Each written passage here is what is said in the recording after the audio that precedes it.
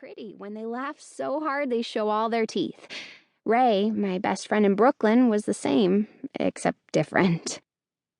Zoe and the T's are what's known as totally popular, as opposed to me and my friends who are more like lower medium popular.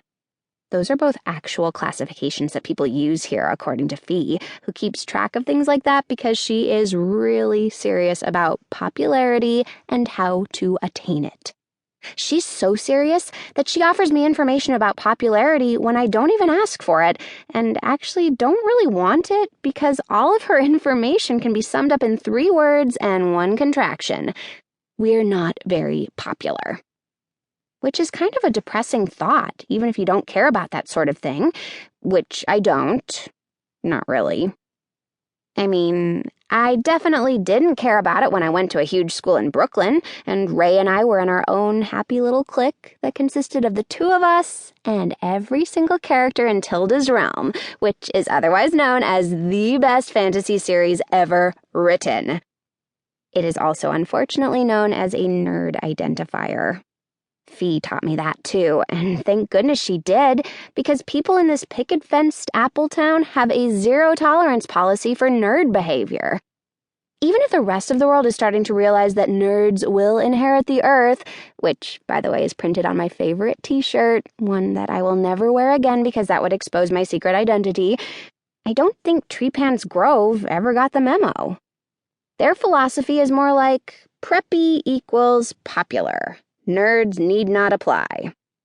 This worried Ray and me when we were doing online reconnaissance before I moved.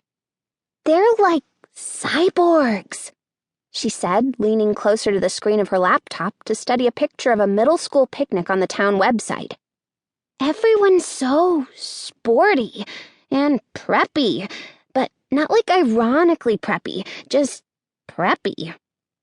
She looked at me then, her face serious. Don't let them change you, Hattie. Don't let them turn you into a cyborg. I assured her there was no way that would ever happen. Then I moved here. I wouldn't say I'm like 100% cyborg at this point, but there are definitely some Hattie parts that have been replaced. It's the reason I don't text Ray goofy pictures of myself anymore. I'm kind of afraid of what she'll say when she sees that I actually have kind of changed. Tess and Tegan just, like... I start to explain to Fee and Celeste, trying to find a way to put into words how their simple movement of abruptly standing up and leaving Zoe sitting alone in the middle of the cafeteria, her mouth full of orange cracker goo, was one of the most heartless things I'd ever seen. They just, like, abandoned her. Fee does a little gasp. Really? She cranes her neck to see Zoe stuffing her uneaten cheese crackers back into her lunch bag. They just left her there? They didn't, say anything or anything? She's like a polar bear adrift on a teeny tiny chunk of ice, Piper says in disbelief. Yeah, an evil polar bear who pretty much deserves it, Fee adds. Piper wrinkles her nose for a split second, making all of her freckles smush together into the shape of a stepped-on blueberry. That was mean, Fee. Fee huffs, still watching Zoe. I'm mean. Zoe Dutchman-Zervos made you cry every day of 2nd grade, and I'm mean. Your mom still calls the school every summer to make sure you guys aren't in the same homeroom. Fee! Celeste scolds. Stop staring. I'm not staring, Fee says quickly, wrenching her gaze away from Zoe and dropping her excited look in favor of her usual studied, bored one.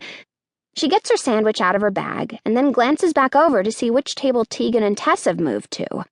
They're sitting with Jonah and Rico and a couple of other boys from the soccer team. Fee says sitting with boys at lunch is a new development this year at Treepan's Grove Middle School, one that's only spread down as far as the medium popular kids. Piper and I agree this is a good thing, because who wants to see boys eat? I know Zoe's mean, Piper says quietly, especially with that new silent, evil glare thing she's doing this year, where she just, stares at you, letting you imagine the worst possible things about yourself. She shudders. That's just some evil mind magic right there.